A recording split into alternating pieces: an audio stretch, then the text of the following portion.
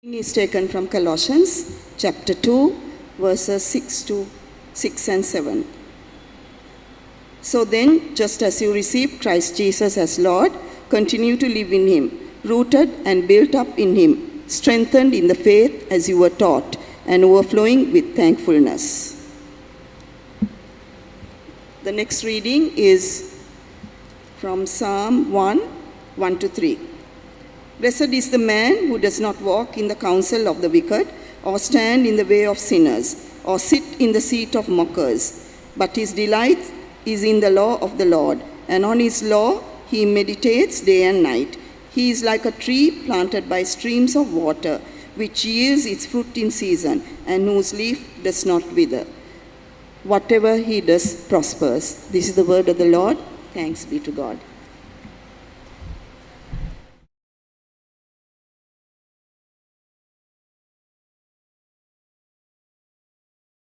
Prayer. Thank you for the reading of your word, mighty God.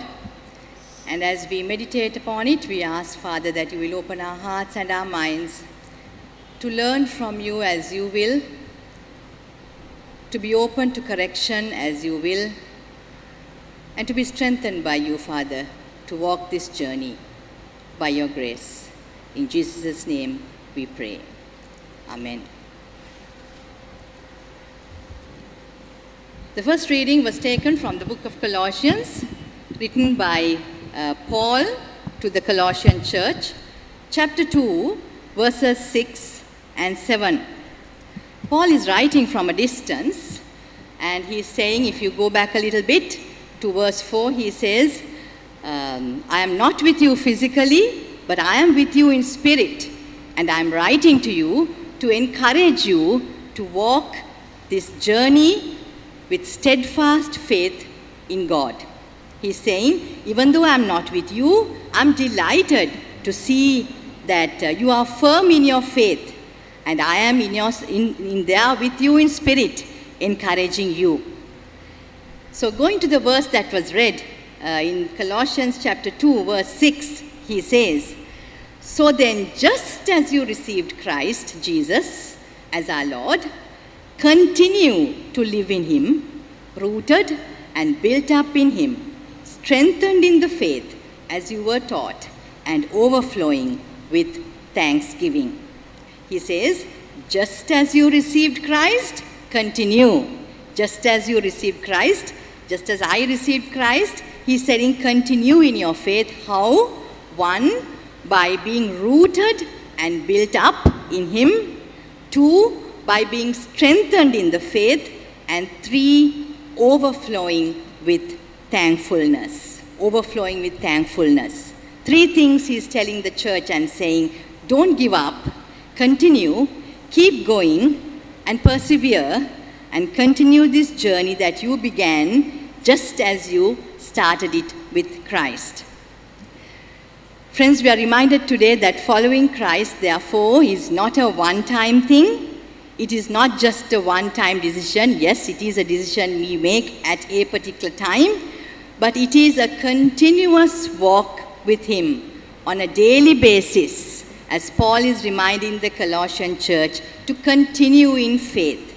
And he says to continue by being rooted, by being built up, and by being strengthened as they were taught. When I think of this passage and the next one, my mind very easily, and I'm sure you would too, easily goes into the picture of a gigantic tree. We can see lots of those gigantic trees in the Viharama Devi Park just across the road, and you will recall how big some of those trees are. So big that you can actually, a group of 50-60 people can sit under those trees and get shelter. And I remember once, a very long time ago, I don't know whether Vishmita remembers, about 4 years old, we had a family tea party under one of those trees. We took our little snacks and went and had a tea party. We were reminded of what a great thing it is to have such beautiful trees where we can sit under. When we think of trees so big, we remember that a large part of a tree is actually beneath the surface, isn't it? We see what is above the surface, but majority of the strength of the tree is actually drawn from beneath the surface, from its roots. And therefore we know, it's common knowledge, that stronger the roots, the stronger the tree will also be. So the strength of a tree does not lie in the leaves of the tree, however beautiful they are, or even the branches of the trees, however wide and comforting they look.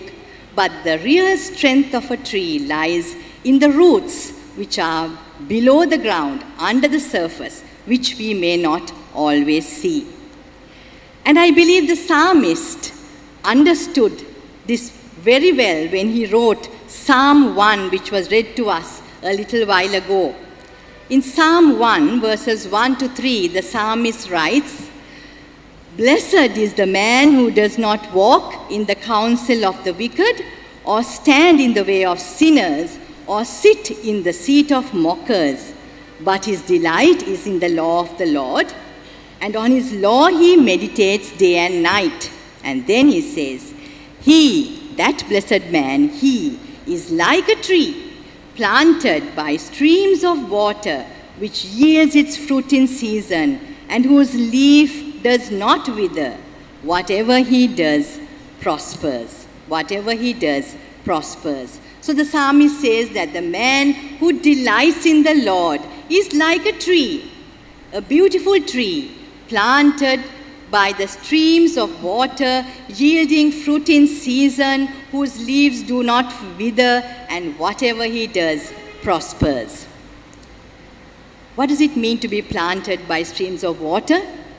If we are to relate that to our lives, it means to be nurtured by God's word through prayer, through meditation and studying of his word, and to yield season in fruit, meaning showing signs of spiritual maturity, being used by God for his kingdom purposes, and where our lives portray the goodness of God in good times and in bad.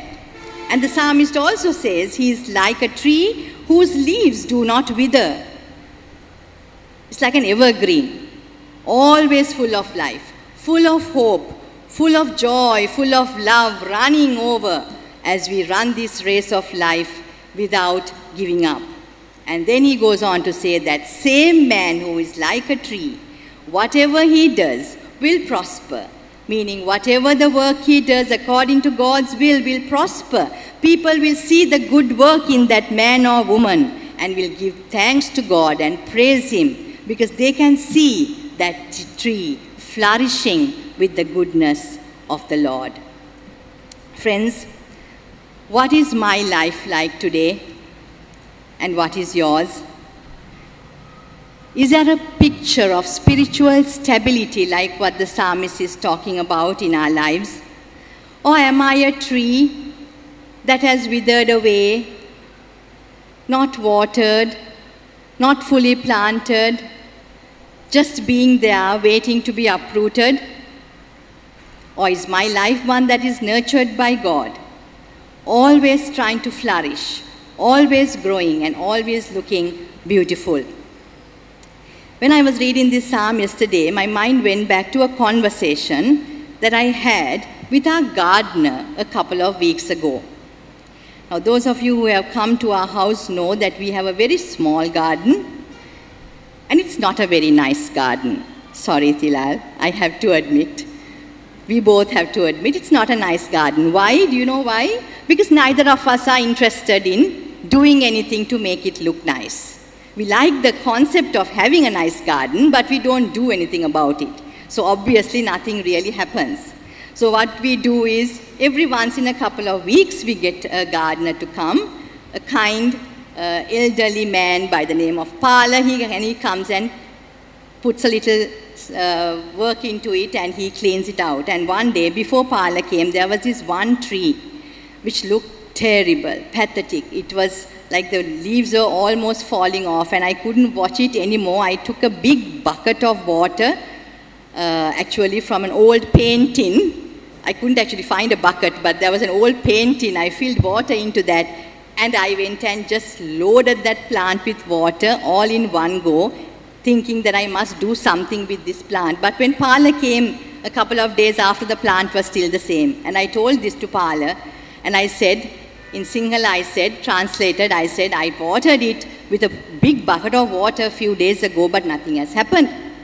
And then Pala, if you know Pala, you will know, he put this very cynical smile and he told me, in Sinhala he told me, it would be much more interesting to say it in Sinhala, but I will translate it. He said, watering it with a big load of water just once is not going to make that plant grow.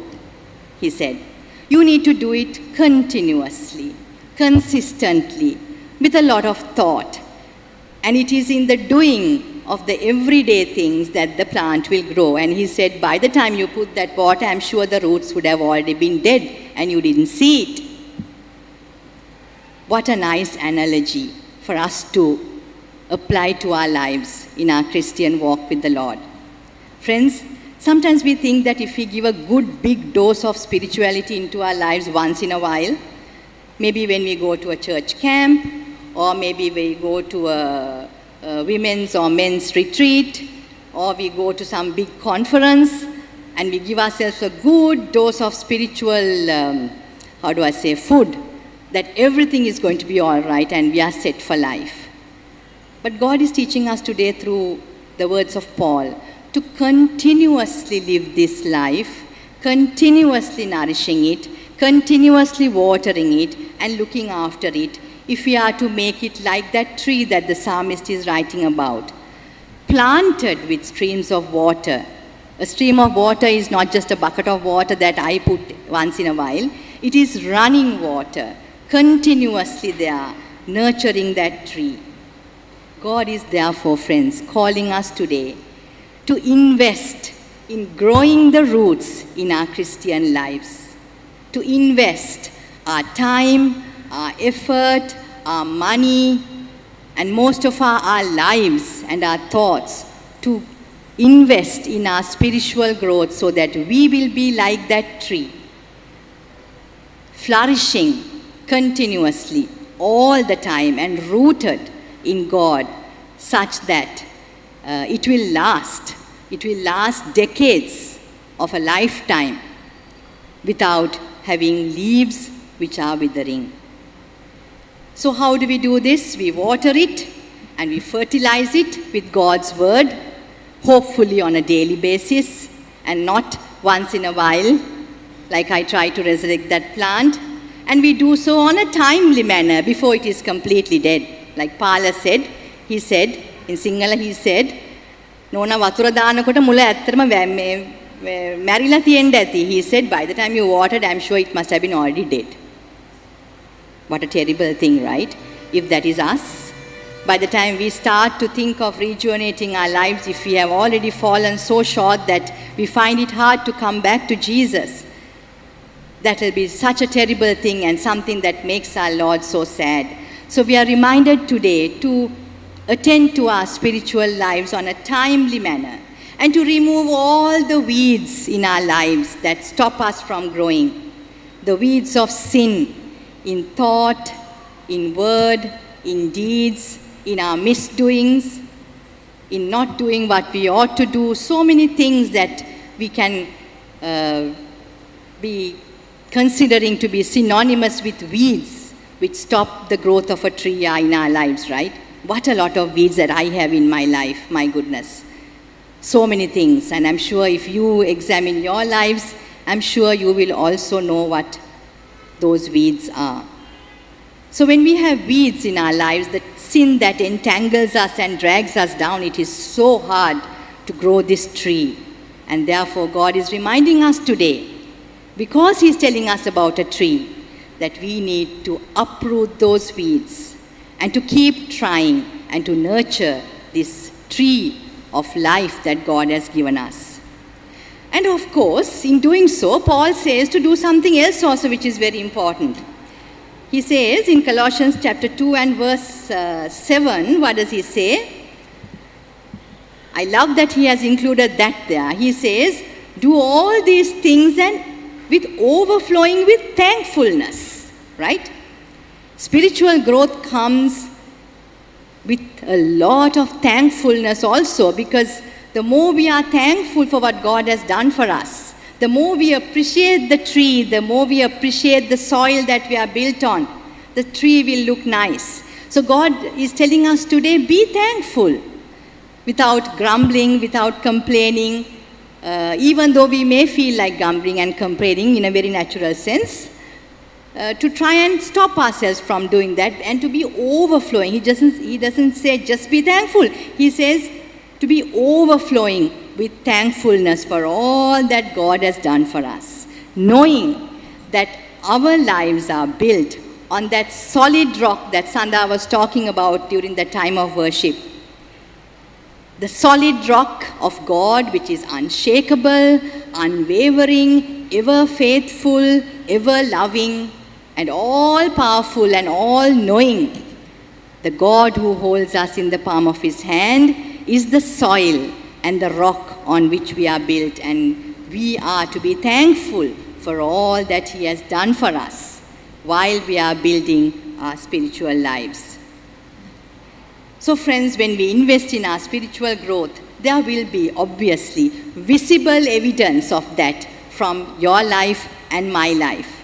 And that is the evidence that the psalmist is talking about in Psalm 1 and verse 1.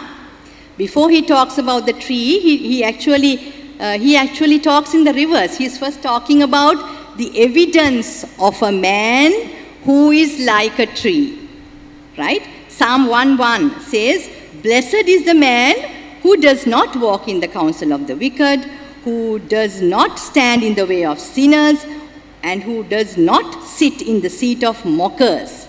But his delight is in the law of the Lord, and on his law he meditates day and night." So if we are like that tree, we will be someone, I will be someone who does not delight in wickedness, who does not walk in the path of sinners, and who will not mock God, or who will not disgrace God by the things that we do, but instead we will delight in him and we will meditate on him day and night. That's what the word of the Lord says.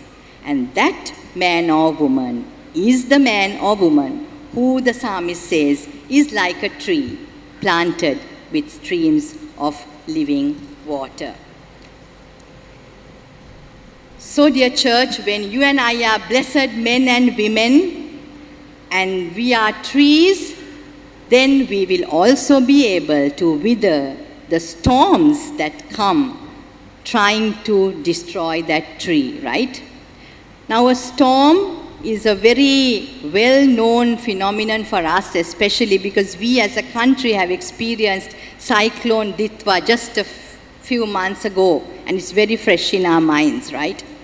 We saw lots of news reels showing how trees have been uprooted, sometimes in the heart of Colombo and more in the hill country in places like Diyatalava, Gampola and so on and so forth. Massive trees which have got uprooted by the storm.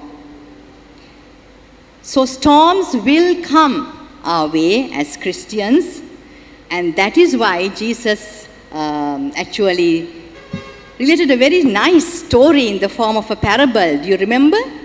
About storms and about foundations. In Matthew chapter 7, verse 24 and 25. Remember that parable Jesus said on the Sermon on the Mount. He said about the wise and foolish builders. Remember that story? Let me read it out to you quickly. Jesus said, "Therefore, everyone who hears these words of mine and puts them into practice is like a wise man who built his house on the rock.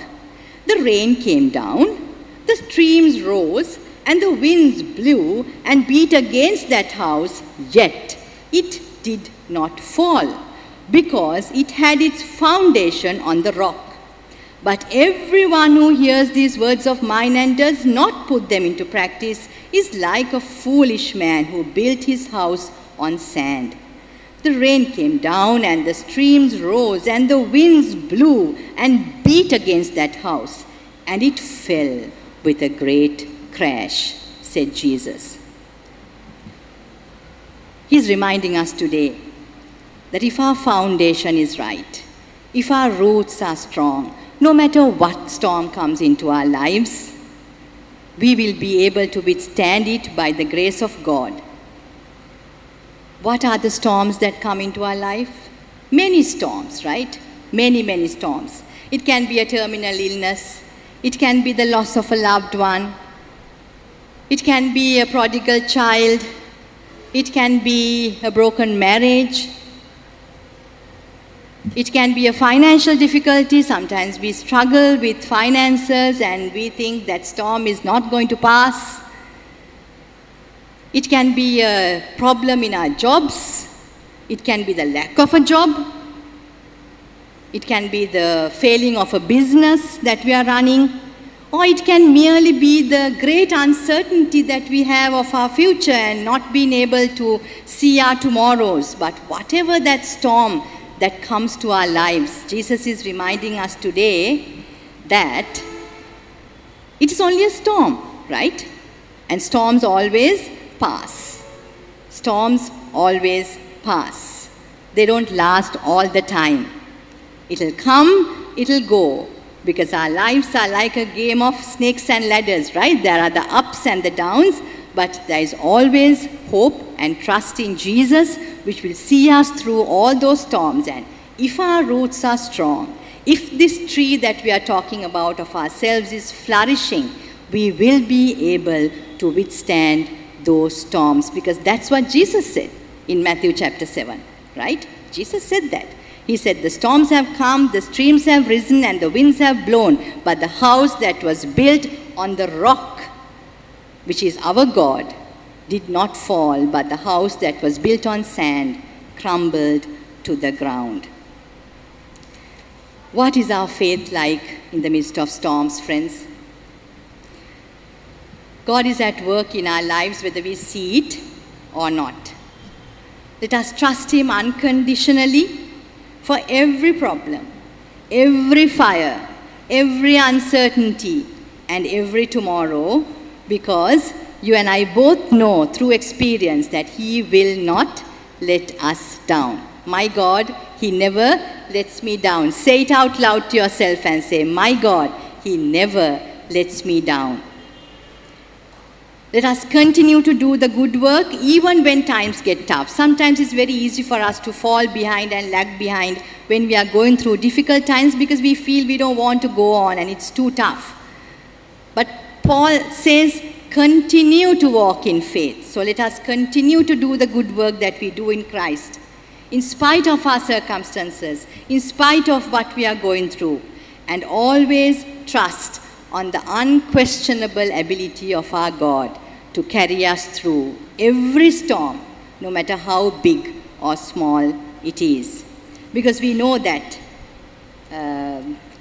as James wrote in James chapter 1, remember what he said? He said in James chapter 1, verse 2, he said, consider it pure joy, my brothers and sisters, I would say, whenever you face trials of many kinds, because you know that the testing of your faith develops perseverance, and perseverance must finish its work, so that you may be mature and complete, not lacking anything. James says, consider it a joy when you face trials of many kinds, because the testing of your faith develops perseverance, and perseverance completes the good work that is in us. So remember, every storm will pass, but God does not pass. He is the same God yesterday, today, and always, with or without the storm, right? He is the same God. Nothing changes. We change, we fall, we rise up, but God is always the same. So let us invest in our spiritual growth to grow the roots to withstand such storms, and just like be those trees planted by streams of living water, as the psalmist writes in Psalm 1:3. And let us live in Him, rooted and built up, strengthened in the faith that we have been taught, like Paul writes in Colossians 2, verse 6. May God help each and every one of us to strive to grow that spiritual tree, and as Sandha reminded us, to flourish, to be rooted, and to continue in the faith as we build up in Him. Let's pray.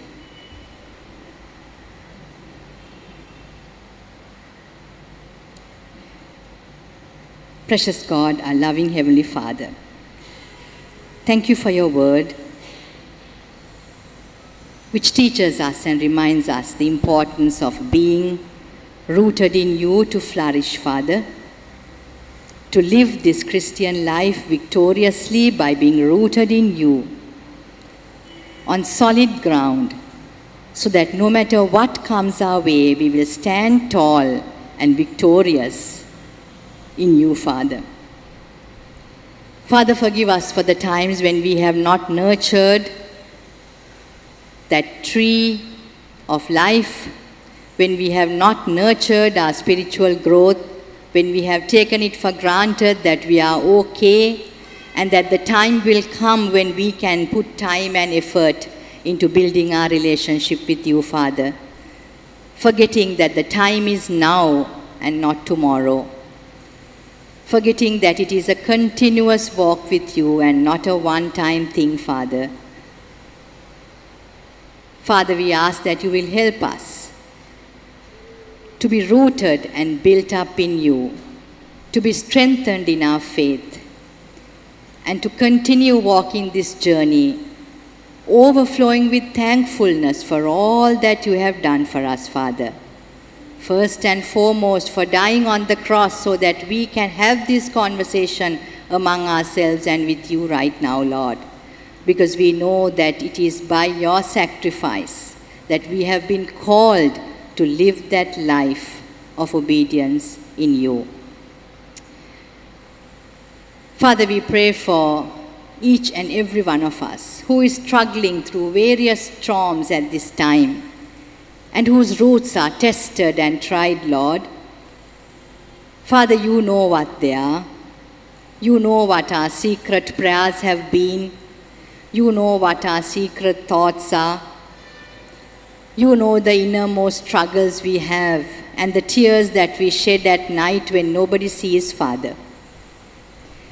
Father, you know the difficulties we have to go through life every day, sometimes due to the lack of money, sometimes due to the lack of good relationships, sometimes due to the lack of opportunities that we yearn to have to get a head start in life. But Father, through all these trials and difficulties and the storms, help us to remember the words of James when he said, "Consider it joy, my brothers, when you face trials of many kind.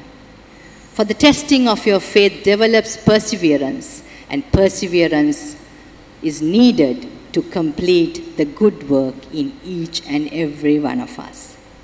So build us up, Holy Father, in you. Let us not wither. Let us not fall by the way. Let us not be uprooted, but let us be strengthened and flourishing in you, Father, so that we may have the evidence of our faith through our lives. Let those who look at us see our good works and praise you, Father, and not us. Let them glorify you, Father. Let our lives be a living, walking testimony for the goodness that you have shown to each and every one of us. Build us up, Lord, and strengthen us. We ask all this in the precious and mighty name of Jesus Christ, our Lord and our Savior. Amen. Amen. God bless you all.